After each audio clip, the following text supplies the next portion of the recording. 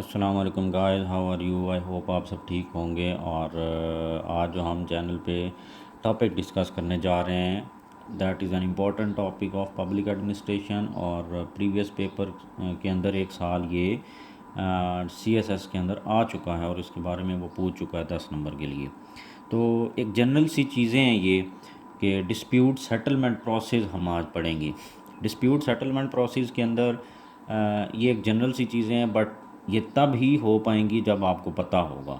छोटी सी वीडियोस जो हम देखते रहते हैं यूट्यूब पे, वो समटाइम्स हमारे लिए बहुत ज़्यादा काम आ जाती हैं पेपर में।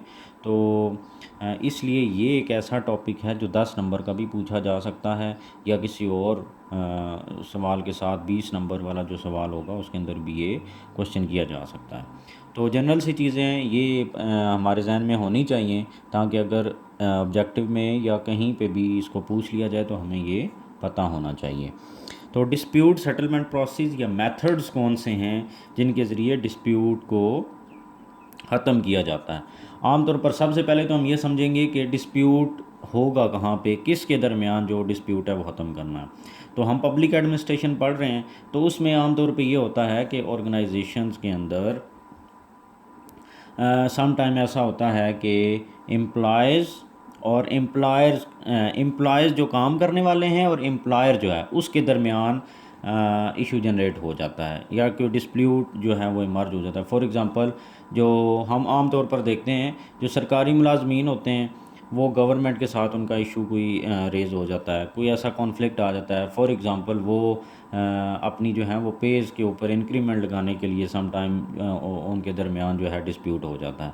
या कोई और गवर्नमेंट जो है कोई अगर रिस्ट्रिक्शंस या कोई नई कंडीशंस लगाती है एम्प्लॉयज़ के ऊपर, तो वो उसको एक्सेप्ट नहीं करते। या इसी तरीके से प्राइवेट सेक्टर में जब हम देखते हैं तो जो वर्कर्स होते हैं वो और जो ओनर होते हैं या मैनेजर्स होते हैं उनके दरमियान सम टाइम ऐसा डिस्प्यूट आ जाता है।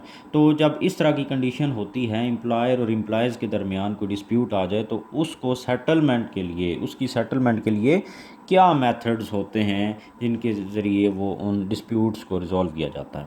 तो सबसे पहले number 1 is collective bargaining. Collective bargaining का क्या मतलब है कि एम्प्लॉयर जो है प्लस एम्प्लॉयज़ जो हैं इनके दरमियान बातचीत होती है, एक दूसरे से बात करते हैं, बारगेनिंग होती है, कुछ ले दे के। कुछ डिमांड जो हैं वो वर्कर्स की मानी जाती हैं, कुछ जो है वो गवर्नमेंट मानती है। तो थोड़ा सा दोनों तरफ से कॉम्प्रोमाइज़ करके उसको कलेक्टिव बारगेनिंग के ज़रिए डिस्प्यूट को रिजॉल्व कर लिया जाता है। तो नंबर 1 हो गया collective bargaining. Number 2 code of dispute code of discipline.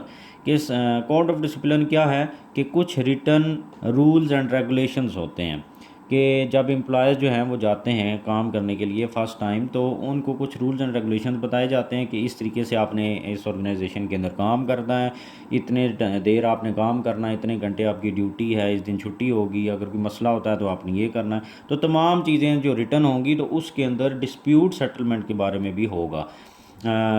तो जब इस तरह की कोई सिचुएशन डेवलप हो जाए कि जब डिस्प्यूट अराइज हो जाए, तो उसमें ये होगा कि हम वो जो कोड ऑफ डिसिप्लिन होगा उसको देखेंगे, जो मेथड या प्रोसीजर वहाँ पर लिखा होगा कि इन केस ऑफ डिस्प्यूट तो व्हाट वुड हैपन, कि एम्प्लॉयज़ क्या करेंगे या एम्प्लॉयर जो है वो क्या करेगा, कैसे डिस्प्यूट को सेटल किया जाएगा, तो उसको फॉलो करते हैं। तो कोड ऑफ डिसिप्लिन के ज़रिए भी किया जाता है, जो रिटन रूल्स रेगुलेशन लिखे हुए हैं उस डिस्प्यूट को सेटल करने के लिए उसको फॉलो करेंगे। नंबर 3 पे ग्रीवेंसेस प्रोसीजर, कि कोई ना कोई प्रोसीजर एक डिफ़ाइन किया जाता है जिसके तहत क्या होता है कि एम्प्लॉयज़ जो होते हैं वो, उनको अगर कोई प्रॉब्लम है या कोई भी ऐसा मसला है जो वो उठाना चाहते हैं जो एम्प्लॉयर होगा उसके सामने, या अपना मसला हल कराना चाहते हैं, कोई वो इशू फेस कर रहे हैं, तो वो कोई ना कोई एक ग्रीवेंसेस प्रोसीजर होगा जिसके तहत वो ग्रीवेंसेस को सुना जाएगा। तो डिस्प्यूट अगर ऐसा आ जाए जिसके ऊपर डिमांड्स की जा रही हैं वर्कर्स की तरफ से, तो वो वर्कर्स की डिमांड किसी प्रोसीजर के तहत वो रिजॉल्व करी जाएंगी, जो कि डिफ़ाइंड रूल या डिफ़ाइंड प्रोसीजर होगा उसके ज़रिए। नंबर 4 पे आर्बिट्रेशन, कि अगर फॉर एग्ज़ाम्पल गवर्नमेंट एम्प्लॉयज़ और गवर्नमेंट के दरमियान कोई मसला हो गया तो क्या होता है, या प्राइवेट सेक्टर के अंदर वर्कर्स या जो हैं ऑनर है या एम्प्लॉय जो है एम्प्लॉयर जो है उनके दरमियान कोई कॉन्फ्लिक्ट अराइज हो गया है तो उसमें आर्बिट्रेशन होती है। आर्बिट्रेशन कहते हैं सालसी को। तो कोई थर्ड पार्टी रोल जो है वो प्ले करती है। तो थर्ड पार्टी क्या है, फॉर एग्जांपल यूनियंस होती हैं, वर्कर यूनियंस होती हैं, वो अपना रोल प्ले करती हैं। तो उसके ज़रिए अगर गवर्नमेंट और उनके दरमियान है तो कोई ऐसी यूनियन के जो लोग होंगे, प्रोमिनेंट मेंबर्स होंगे, वो दरमियान में आएंगे और उनका आपस में मसला हल कराया जाएगा, या कोई और थर्ड पार्टी आ जाएगी जिसके तहत वो मसला या डिस्प्यूट जो है वो दोनों के दरमियान रिजॉल्व हो सकता है। तो सालसी की करती है थर्ड पार्टी। तो नंबर 5 पे कॉन्सिलिएशन होती है कि यहाँ पर जो होता है कॉन्सिलिएशन बेसिकली कहते हैं सुलह को।